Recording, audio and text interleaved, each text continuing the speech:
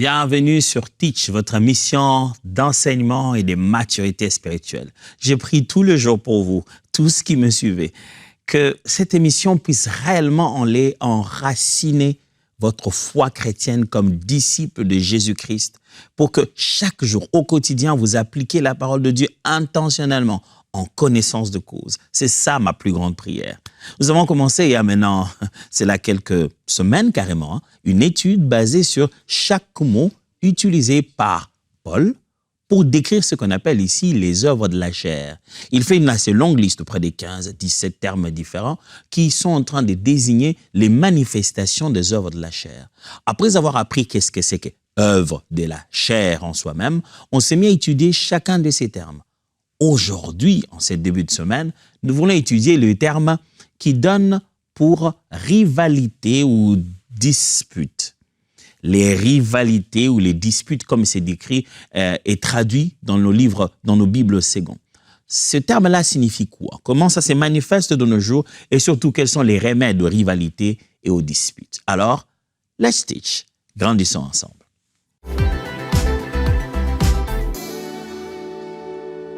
Le mot rivalité ou dispute tel que traduit dans la Bible vient du grec eritheia. Eritheia, rivalité, au pluriel bien sûr. Le mot grec eritheia est souvent traduit par rivalité ou contention. Il désigne un esprit de compétition, souvent égoïste, cherchant à surpasser les autres pour des gains personnels. Ici, on veut, parce que nous-mêmes, on veut se sentir spécial, on veut à tout prix surpasser les autres pour des gains personnels. On est égoïste, on se met dans un esprit de compétition. On est en train de courir contre. On vit en se comparant, on est en compétition. Tout le jour, au quotidien, on regarde les autres comme si ils vont dans le même but que nous et on veut les dépasser. Et on veut les dépasser pourquoi? Juste à cause de soi-même. Juste ses propres intérêts égoïstes. Il n'y a jamais eu de compétition à la base. Mais on vit dans sa tête dans une idée de compétition et on veut dépasser les autres. Alors, rivalité telle que Paul en parle ici, ça signifie quoi? Commençons d'abord par lire Jacques chapitre 4, versets 1 à 2. Jacques 4, 1 à 2, je vais lire dans la version Parole vivante. Quelle est donc la cause des conflits entre vous? Ne provient-il pas précisément de vos passions et de vos désirs égoïstes qui combattent sans cesse en vous? Vous convoitez quantité de choses, mais vos désirs restent insatisfaits. Vous haïssez à mort, vous vous consumez en jalousie et envie, et pourtant vous n'arrivez à rien. Alors, vous bataillez et vous vous disputez, mais vous n'obtenez toujours rien. Pourquoi? Parce que vous ne savez pas demander à Dieu. J'aime bien comment Jacques le dit. Il dit, il y a des disputes, il y a des querelles, il y a des rivalités. Ça ne va pas au milieu de vous. Et malgré ça, vous n'arrivez pas au but escompté. Pourquoi? Vous ne vous tournez pas vers Dieu pour lui demander. Les disputes ou les rivalités, comme certaines versions les traduisent, se caractérisent par quoi? Ce que la Bible est en train de dire ici, ça veut dire que quand quelqu'un n'est pas conduit par Dieu et qu'il est maître de soi-même et que sa vie est à sa propre direction et qu'il laisse les penchants de la nature rebelle de l'homme diriger ses pas, comment on reconnaît un tel être humain?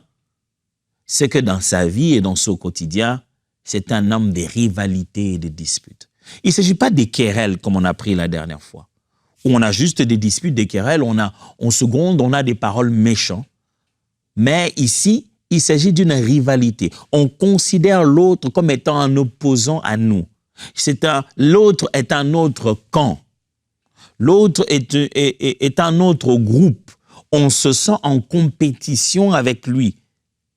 Et avec ses intérêts égoïstes, on veut se sentir au-dessus de lui parce qu'on est en compétition. Je dois être meilleur que lui. D'où viennent les disputes? D'où viennent les querelles? D'où vient la rivalité ou les rivalités, comme Paul en parle au pluriel? Eh bien, vous serez d'accord que ça vient principalement de la nature pécheresse de l'homme. L'être humain, dans sa façon d'être, sa nature pécheresse en tant qu'être humain. C'est de là que vient les rivalités. Donc, la source des disputes ou des rivalités. Premièrement, la nature pécheresse de l'homme. L'homme en tant que lui-même, dans sa nature profonde, c'est de là que vient la rivalité. Vous avez des exemples à Romains 5,12 ou Jérémie, mais vous avez même une belle histoire. Au commencement de l'univers, la toute première famille, comment les choses finissent, le tout premier meurtre de la Bible, c'est dans la famille, un frère qui tue son propre frère.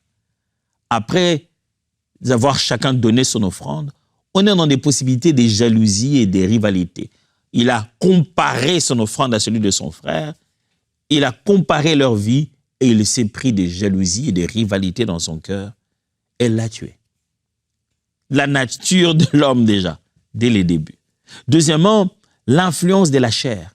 D'où vient la rivalité, d'où viennent les rivalités? C'est de l'influence de la chair. Lorsque la chair se met à te conduire, c'est que, en réalité, c'est toi qui es maintenant sous la direction de la chair. Donc, je l'ai dit, point 2, l'influence de la chair. Galate le dit très bien, chapitre 5, verset 17. Galate est clair là-dessus. Les œuvres de la chair sont manifestes. Et lorsque les œuvres de la chair sont citées, il y a la rivalité. Troisièmement, c'est l'esprit de compétition et l'orgueil.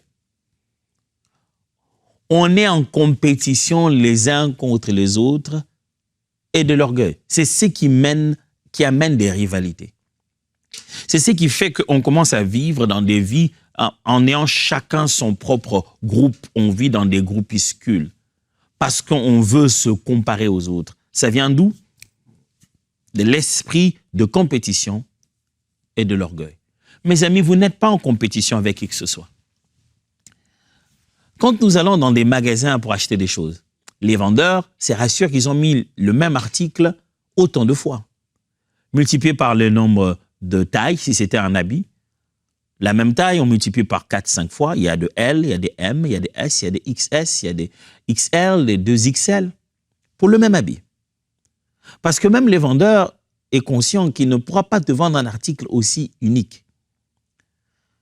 Aussi seulement toi, ceux qui veulent des choses que personne d'autre n'a dans le monde, ils vont chercher à les payer très cher, à garder l'exclusivité. Mais dans le quotidien, on sait que nous pouvons nous retrouver 2 ou 3 à posséder les mêmes choses, 2 ou 3 à posséder les mêmes biens, avoir les mêmes relations avec les mêmes personnes.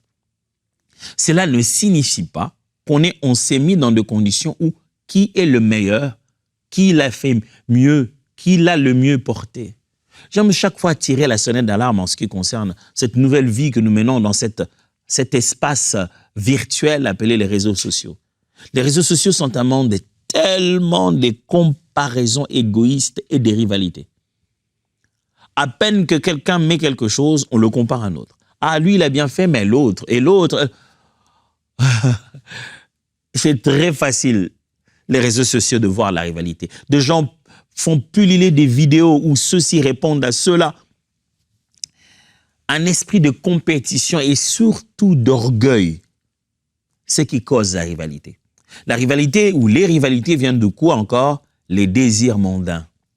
Quand son cœur, quatrièmement, c'est les désirs mondains.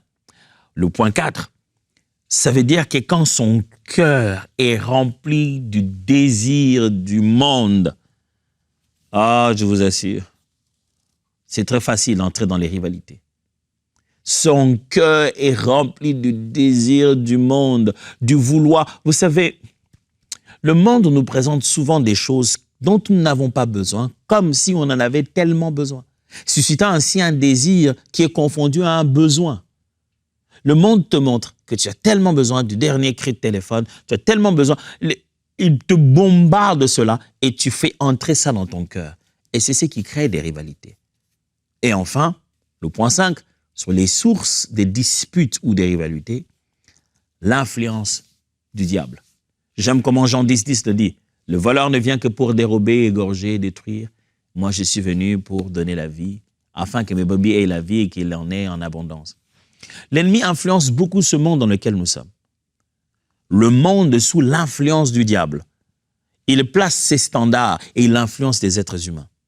C'est totalement logique qu'on commence à se jalousie, à se porter envie les uns les autres, à se sentir dans une forme de compétition et de rivalité. Quand c'est la chair qui te dirige, quand tu t'habilles sur base des autres. Tu veux être absolument meilleur que eux. Quand c'est la chair qui te dirige, quand tu roules dans ton véhicule, tu regardes ceux de d'autres avec dédain. Tu veux te rassurer que tu as la meilleure marque. Quand tu vas au restaurant, tu regardes les autres. Tout en toi est en compétition avec les autres. C'est ce qu'on appelle ici de la rivalité. Vous cherchez à surpasser les autres à tout prix pour des gains personnels. Vous êtes en compétition et les gens avec qui vous êtes en compétition ne les savent même pas. Alors, si c'est ça les sources de la rivalité, posons-nous la question, quelles sont les caractéristiques, les choses par lesquelles on reconnaît la rivalité dans la vie de quelqu'un. Premièrement, la rivalité se caractérise par la confusion et l'instabilité dans l'Église. Quand il y a rivalité, mes amis, ce n'est pas une chose qui se passe en toi seul, ça se passe avec les autres. Et j'ai mis le mot dans l'Église ici parce que Paul, le contexte dans lequel il est en train de parler dans Galates, il est en train de parler aux Galates par rapport à la vie de l'Église. Alors, la rivalité dans l'Église, c'est la confusion et l'instabilité dans l'Église. Une Église, un endroit, par mot Église, vous pouvez aussi remplacer cela par famille, par groupe. Un groupe dans lequel il y a rivalité, il y aura confusion et instabilité. Jacques chapitre 3, verset 16, je vais lire ça. Jacques chapitre 3, verset 16. Là où il y a un zèle amer et des disputes, il y a du désordre, de toutes sortes de mauvaises actions. Confusion, instabilité. Dans un groupe où il y a des disputes, il n'y a que confusion et instabilité. Dans un groupe, il y a rivalité, où les gens se font il y a de la compétition. Un groupe musical où il y a de la rivalité. Quand celui qui a le micro, il veut montrer que c'est lui qui a le mieux chanté, l'autre, après, ça devient du désordre. Nous sommes là pour adorer Dieu et vous faites votre rivalité. Romains chapitre 16, le verset 17 à 18. Romains 16, 17 à 18. Je vous exhorte, frères, à prendre garde à ceux qui causent des divisions et des scandales au préjudice de l'enseignement que vous avez reçu. Éloignez-vous d'eux, car de tels hommes ne servent point Christ notre Seigneur, mais à leur propre ventre. Et par des paroles douces et flatteuses, ils séduisent le cœur des simples. Et éloignez-vous de ce genre de personnes qui viennent causer des scandales, des divisions au milieu de vous. Là où il y a des groupuscules, des rivalités, il y a du désordre, il y a la confusion, il y a de l'instabilité. Deuxième caractéristique, c'est l'entrave à la mission de l'Église. Quand il y a rivalité, la mission de l'Église commence à être bloquée. Ce que l'Église devait être n'arrive plus à l'être. Par mot Église, vous pouvez aussi remplacer toute autre chose, que ce soit la famille, que ce soit votre groupe, que ce soit quoi que ce soit que vous essayez de bâtir ensemble. Quand la rivalité entre, le but, la mission principale de cette institution ou de ce groupe ne pourra plus être atteint. Jean, chapitre 17, comme texte, versets 22 à 23, Jean 17, 22 à 23, dit ceci. « Je leur ai donné la gloire que tu m'as donnée, afin qu'ils soient un, comme toi et moi nous sommes un. » Voilà ce que Jésus veut. Il ne veut pas de rivalité, il ne veut pas de la comparaison à l'intérieur, il veut de l'unité. « J'ai vis en eux comme tu vis en moi, afin qu'ils parviennent à l'unité parfaite, et qu'ainsi le monde puisse reconnaître que c'est toi qui m'as envoyé, et que tu les aimes comme tu m'aimes. » Jésus dit un signe pour savoir que vous êtes à moi, vous êtes mon groupe à moi. Vous devez rester dans l'unité. Parce que moi et le Père, nous sommes un, vous devez rester un. Père, garde-le aussi un. Il fait cette prière au Père. Parce que pour Christ, la rivalité n'a pas de place. Le corps du Christ a besoin de rester un. Et quand il y a la rivalité, ça fait entrave à la mission réelle du corps du Christ. Troisièmement, caractéristique de la rivalité, la division dans l'Église. Quand les gens commencent à se comparer, l'Église va se diviser. Il y a quelque chose qui arrive souvent dans l'Église locale, j'aimerais en parler. Il y a dans chaque Église locale quelques agents du diable, mal intentionnés, dont le but est d'aller parler ici et là-bas pour causer des divisions. Et la première des choses qu'ils aiment faire naître, sont des rivalités. Petit à petit, il vous parle à vous et après, il parle à ceux-là.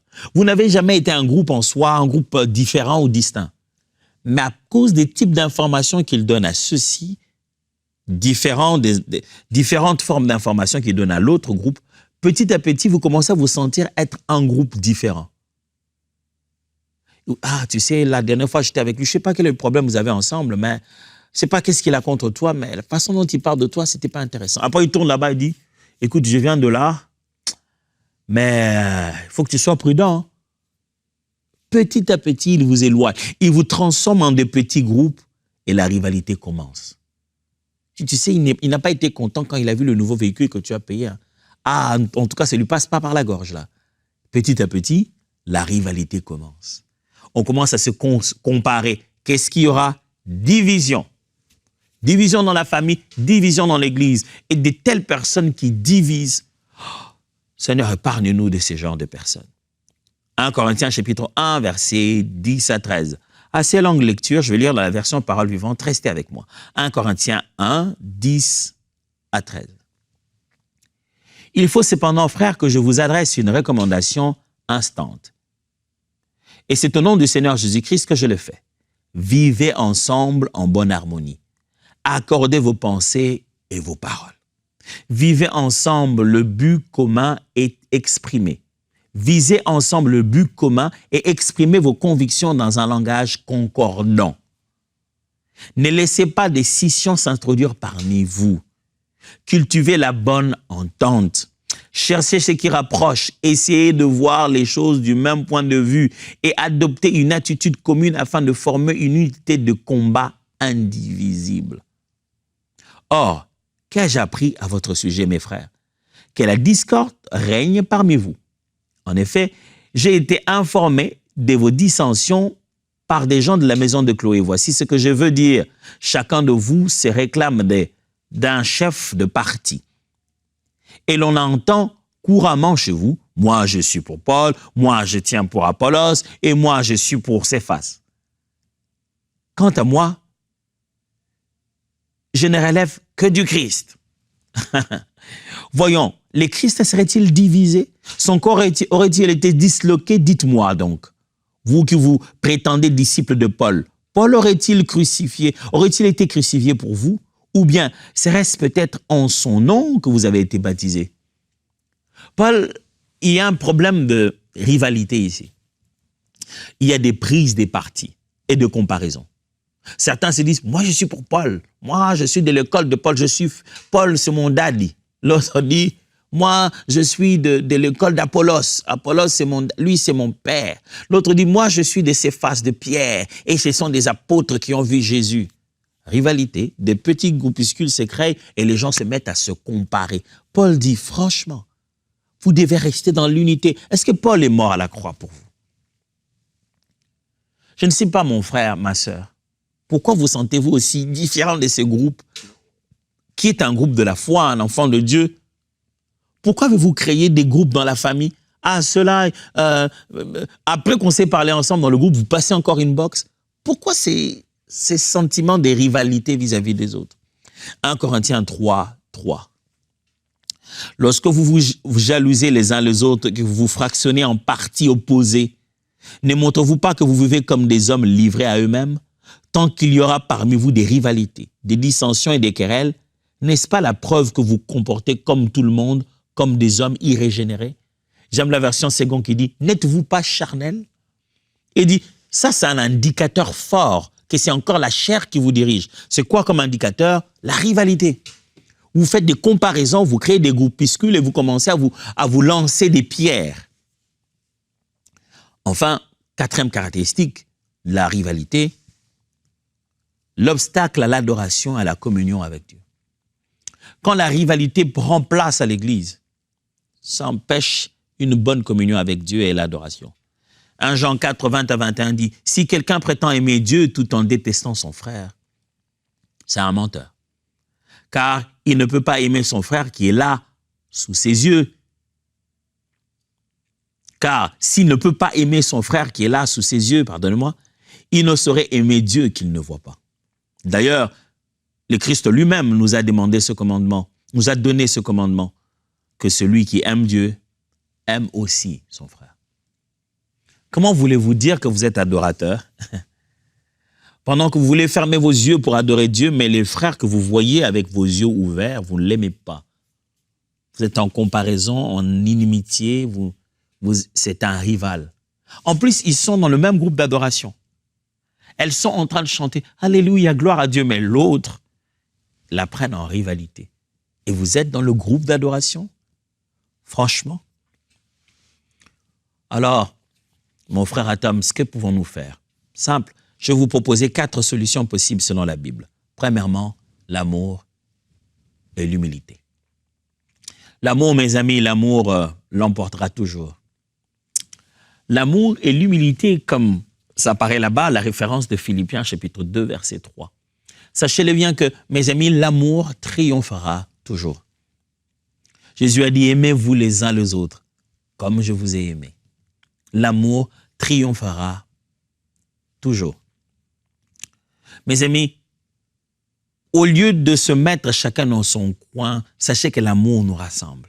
Mettez toujours l'amour en avant.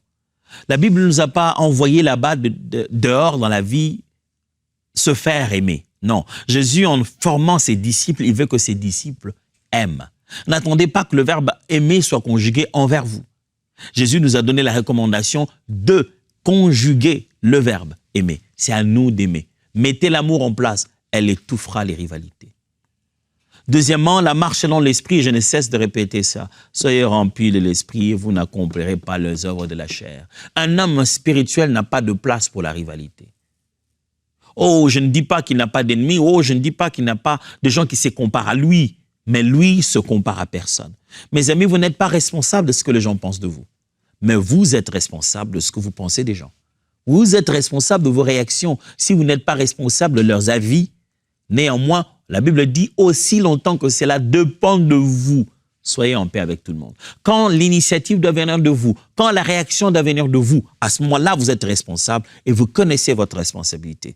C'est de marcher selon l'esprit. Troisièmement, la recherche de l'unité. L'unité ne vient pas de soi-même. L'unité demande qu'on y travaille. Et si donc, mes frères et sœurs, vous voulez étouffer, détruire, empêcher à la rivalité de gérer vos vies et de gérer votre église, de gérer votre assemblée, de gérer votre groupe et que la chair commence à gérer à travers la rivalité, eh bien, recherchez l'unité. On peut ressentir, il peut y avoir des malaises, mais courez, cherchez, allez dans la direction de l'unité. En fin de compte, quatrième chose, comme remède à la rivalité ou aux rivalités, la pratique de la réconciliation. Jésus-Christ enseignant, il dit, la meilleure façon de faire ou de gérer une situation lorsque quelqu'un a péché ou quelqu'un a quelque chose, vous avez un problème, allez voir l'individu d'abord. Si ça ne marche pas, allez chercher quelqu'un d'autre pour vous aider. Si ça ne marche pas, allez voir l'assemblée, allez voir les anciens, les personnes plus habilitées à faire ça. Vous ne pouvez pas abandonner comme ça du coup parce que vous avez juste un problème. Il y a un processus de réconciliation. Vous ne pouvez pas maintenir une relation durable sans avoir besoin de temps en temps de la ramasser parce qu'elle était tombée, de l'époussiéter, de la renouveler. C'est ce qu'on appelle le pardon. C'est difficile qu'une relation se maintienne comme ça, tout droit. La relation est très vacillante. Mais la seule chose qui la permet de continuer à garder son attitude, c'est le pardon, la réconciliation, les réparations. On répare à tout moment. Ça fait près de 16 ans que je suis marié maintenant, en cette année 2024. Combien de fois on ne fait pas des réconciliations, ma femme et moi? Ce n'est pas toujours parce que ce sont des grands problèmes, mais arranger. Tout de suite arranger, vite arranger. C'est ça le grand secret. Ne laissez pas la rivalité créer et creuser une fosse et qui va encore un fossé qui va vous éloigner. Par contre, réconciliez-vous. Les sentiments viendront après, les ressentis, les émotions viendront après. Mais engagez-vous d'abord à une réconciliation. Le temps va faire son travail. Mais sachez que nous avons laissé le temps faire le travail. Quel travail? Le travail de la réconciliation. Je le crois, mes frères. Vous ne vouliez pas et vous ne désirez pas être dans des rivalités. Mais si vous êtes dans un contexte où il y en a, vous avez trouvé que ça devient tendu maintenant. On est devenu deux camps et on s'est fait de l'opposition. Et chacun veut montrer qu'il est meilleur que l'autre. Et on sent que le but n'est pas de l'émulation. Derrière, il y a de l'égoïsme, il y a un besoin de compétition, il y a besoin de surpasser les autres pour des gains personnels. Montrer après que moi, je suis son supérieur, je suis meilleur que lui. Si vous ressentez ça dans votre milieu, voilà ce que je vous demande de faire. Priez. Parce que le cœur de l'homme, lorsqu'il est pris dans l'égoïsme, devient de fois si dur qu'il ne veut pas entendre. Préparez ça dans la prière. Et puis après, suivez ces 4 éléments que je proposais ici. Et le temps de vous réconcilier, parlez-en. Il y a des choses qui ne changeront jamais, rien qu'à cause du temps. Il faudrait en parler. Avant de laisser le temps, parlez-en. Fixez la direction des choses. Je vais laisser le temps parce que je veux que les choses soient comme ça.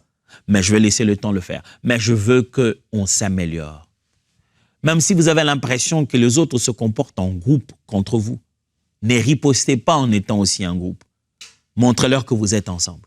Montrez-leur que vous êtes du même groupe et que vous n'avez pas fait votre propre groupe. Vous savez, des fois, on se sent être isolé. On vous a isolé. On a tout fait pour progressivement vous isoler par un esprit de rivalité.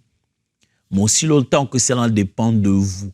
Chaque fois que c'est à votre tour de prendre l'initiative et d'agir, agissez avec amour, sans esprit de parti. Adonai, tendre Père, ce n'est pas facile. Deux fois, la meilleure façon de faire, c'est juste...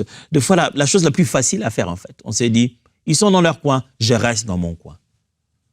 Mais on sait que ça peut amener des divisions. Ça peut détruire l'église, ça peut détruire la famille, ça peut détruire le groupe, ça peut détruire le système. Seigneur, donne-nous le courage d'aller adresser les rivalités là où on le sent. Donne-nous le courage d'exposer ça. D'exposer un esprit de comparaison pour des fins égoïstes, un besoin de se montrer meilleur plus que les uns ou les autres. D'exposer ça. Très peu de gens appellent ça rivalité, pendant qu'ils ont déjà commencé une guerre des rivalités. Donne-nous d'exposer ça et de ne pas laisser au diable la place au milieu de nous. De ne pas laisser la chair commencer à tirer les draps chacun de son côté jusqu'à détruire l'église, détruire la famille, détruire l'institution. Oh, Saint-Esprit, brise-nous à la gloire du Père, au nom de Jésus. Amen. Elle s'annonce bien cette semaine et que le Seigneur vous bénisse et que vous viviez sa grâce tout au long de cette semaine. Alors, let's teach. Grandissons ensemble. Dieu vous bénisse.